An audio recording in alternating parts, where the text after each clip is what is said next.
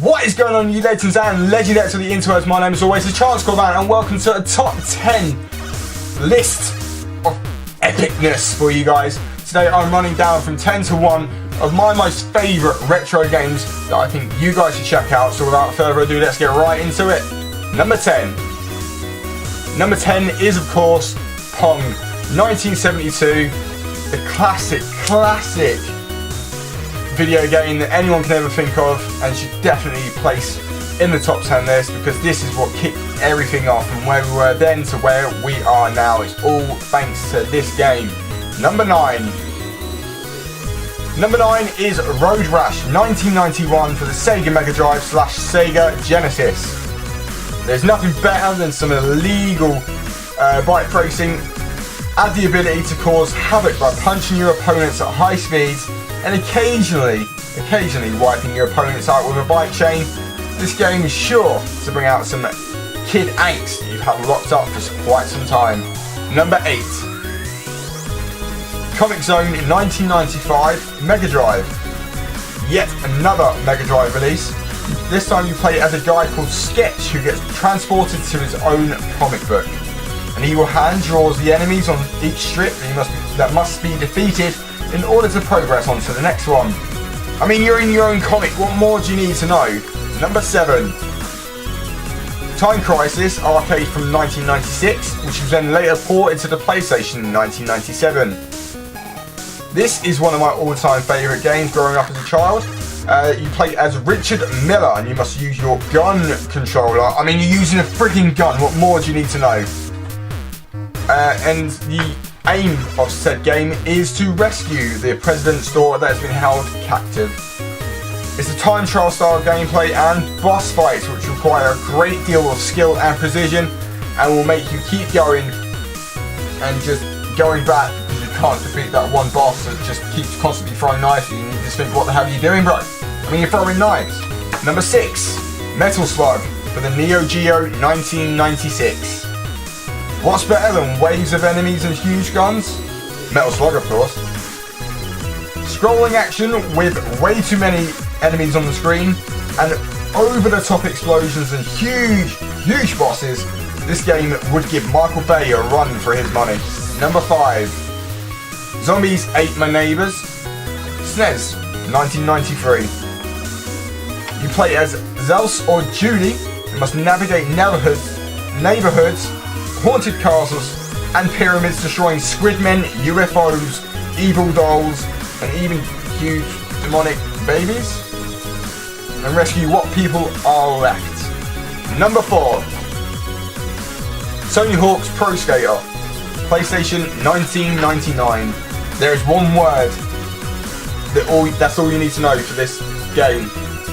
Warehouse. The Warehouse is the level of the most iconic Tony Hawk Pro Skater game level, that's a bit of a mouthful, ever.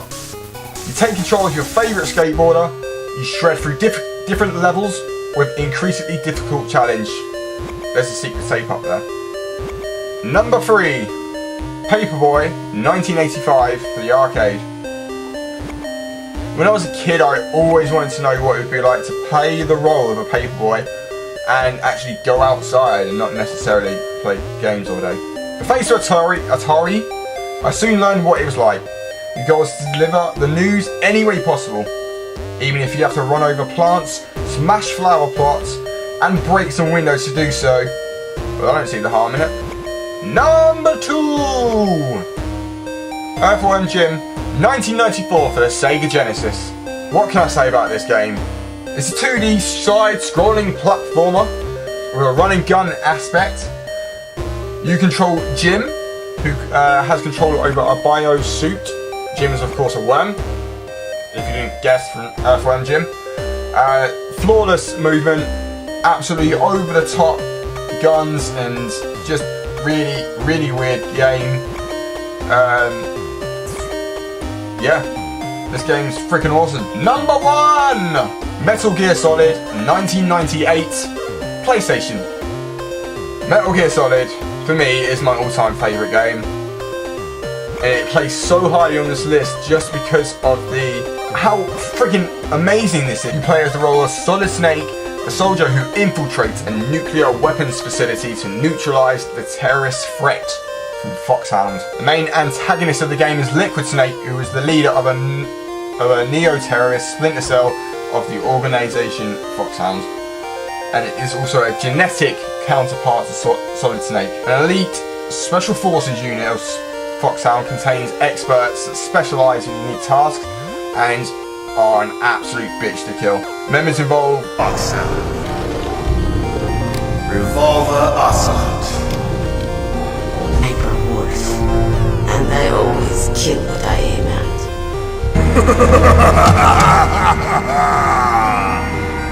That's right, you belong on the ground. You should crawl on the ground like the snake you are. There's no need for words, Snake. I'm Psychomantis! Psychomantis, by the way, is my favourite ever bad guy. Psychomantis is the one, I mean, especially when you have to switch your ports over from controller port 1 to 2, because it then stops him from reading your mind. Spoiler alert! And then what can we forget? You know, please guys, do not forget Ninja. Ninja was the most badass guy from that game. You know, you need skill, you need tact, you need cunning, and most of all you need stealth, because that's what this entire game is about. Awesome guns, awesome ending, which then leads on to another, 5 games, which, we don't really want to go into about this. But this is why it placed so highly on my list, just for the downright awesomeness of this game, and I believe that you guys should check all these out.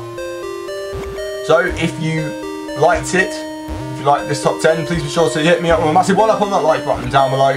And of course, if you've forgotten what any of the previous numbers within the top 10 are, of course I will leave that in the description down below. And I hope you guys enjoyed, because I enjoyed a hell of a lot of it, and I believe we might be playing some of these games for you guys soon.